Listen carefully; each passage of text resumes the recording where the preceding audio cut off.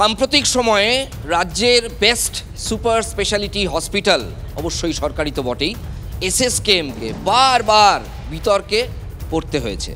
কখনো ইডি আদালতে গিয়ে দাবি করেছে যে যারা অভিযুক্ত তাদেরকে রোগ দেখিয়ে, ভুলভাল রোগ দেখিয়ে তাদেরকে আশ্রয় দিচ্ছে এসএসকেএম কর্তৃপক্ষ।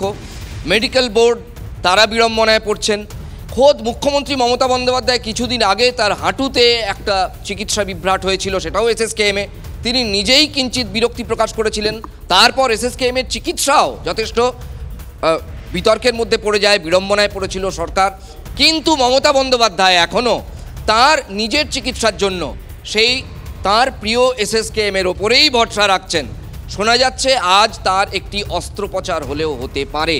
তিনি ইতিমধ্যেই পৌঁছে গিয়েছেন এসএসকেএমে। শুনুন আগে তিনি কি বলছেন।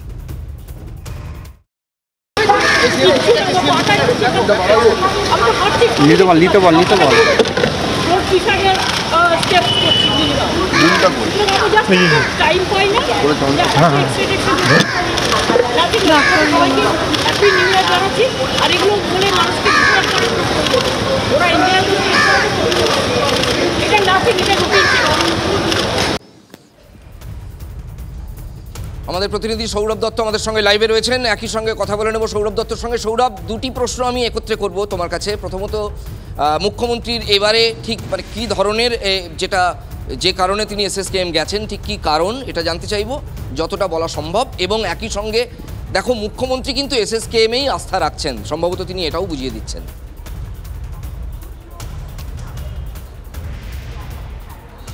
রাজাদা, প্রথম প্রশ্নের তোমার উত্তরটা দিই যে মুখ্যমন্ত্রী এখানে কেন এসেছেন। মুখ্যমন্ত্রী নিজে জানিয়েছেন যে তিনি রুটিন চেক আপের জন্য এসছেন, কিছু পরীক্ষা করানোর প্রয়োজন রয়েছে, যা তিনি সময় পান না, সেই সকল পরীক্ষাগুলো করানোর জন্য এসছেন।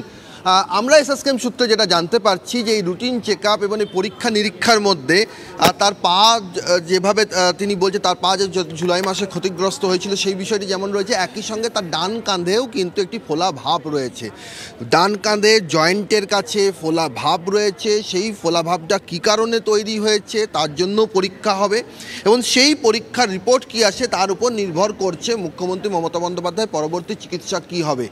এখানে উডবানের যে ওটি কক্ষ, সংস্কারের পর যে ওটি কক্ষ আজ পর্যন্ত কখনো চালু হয়নি, সেই ওটি কক্ষ ফিউমিগেট করা হয়েছে, অর্থাৎ যাতে সংক্রমণ ছড়াতে না পারে। এর আগে যখন জুলাই মাসে হয়ে চিকিৎসার জন্য এসেছিলেন, পরে মাঝখানে যখন তিনি চিকিৎসা করে গেছিলেন, তারপর তার পা সংক্রমণের শিকার হয়েছিল।